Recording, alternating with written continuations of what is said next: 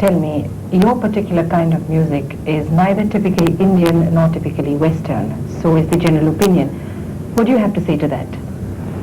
God, that's such a technical statement you made. But I think it's very true because we have grown up in two cultures. We've grown up here and we've grown up in England.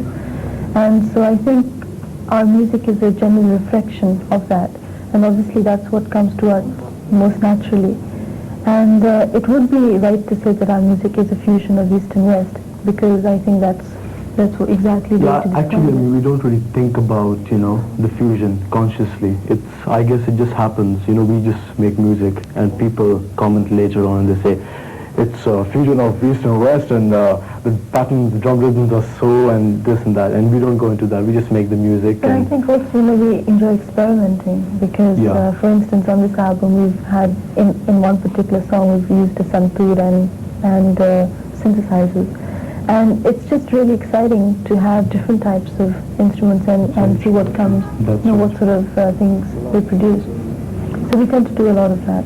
अच्छा ये बताइए कि काम करते वक्त आपके भाई बहन होने के नाते आपसी संबंध कैसे रहते हैं? जी भाई बहन होते हुए काम तो हमारे लिए काफ़ी आसान हो जाता है, इसलिए कि हमारी जो सोच है एक ही जैसी है इन मैनी वेज.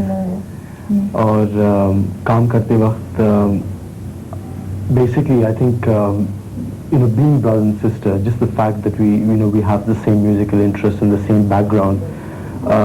हमारे लिए बहुत आसान हो जाता है क्योंकि एक ही तरह सोचते हैं, और अगर एक ही तरह नहीं सोचते हैं तो फिर कह सकते हैं एक दूसरे से, क्योंकि we can be honest. मैं कह सकती हूँ कोई ऐसी चीज़ नहीं है कि अगर गुस्सा भी आए तो कर सकते हैं, क्योंकि पता है कि बहन है और उनको पता है कि भाई है, कहीं जा नहीं सकते. ज़ाहिर है कि झगड़ा भी होता है. झगड़ा भी होगा तो एक ही घर में रहते हैं ना, तो ठीक हो जाते हैं. झगड़े तो हमारे बहुत ही होते रहते हैं, मगर इट्स ओके, इट्स कंस्ट्रक्टिव.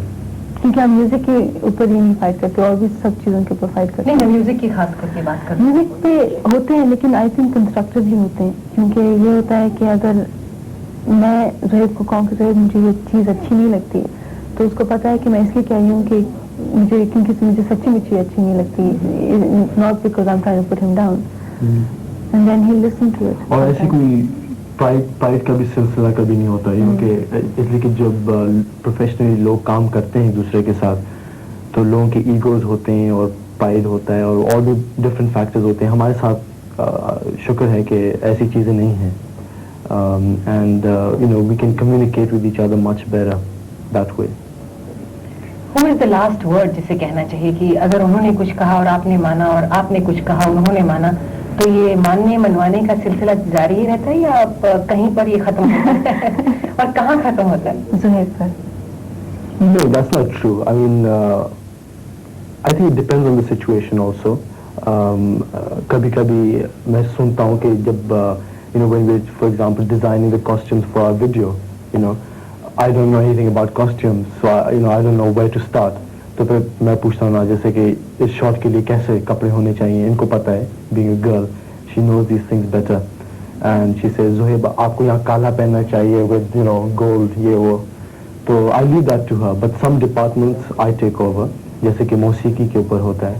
तो I think musically ज़्यादा Zoheb musically ji, but overall I think it's a team effort. मिलजुल के काम होता है ज़्यादातर. And now, this time, it's Zoheb.